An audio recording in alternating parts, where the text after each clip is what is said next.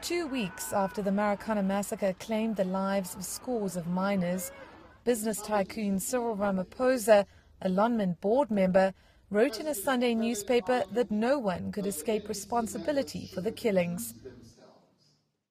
For wherever we find ourselves, we cannot escape the sense that, through our action or inaction, we bear some responsibility for the circumstances that made such a tragedy possible. Now emails handed in as evidence to the Marikana Commission of Inquiry suggest that Ramaphosa was far from a passive player in the situation. The day before the massacre, he penned the following letter to Lonmin management. The terrible events that have unfolded cannot be described as a labour dispute. They are plainly dastardly criminal and must be characterized as such. You are absolutely correct in insisting that the Minister and indeed all government officials need to understand that we are essentially dealing with a criminal act. I have said as much to the Minister of Safety and Security.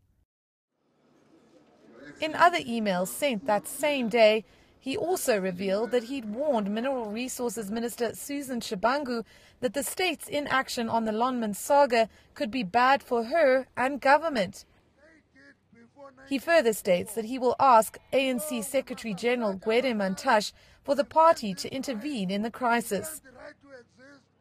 Lawyers for the miners argue that the emails are clear evidence of a massive conspiracy against workers. At the heart of this was the toxic collusion between the SAPS and Lonmin at the direct level.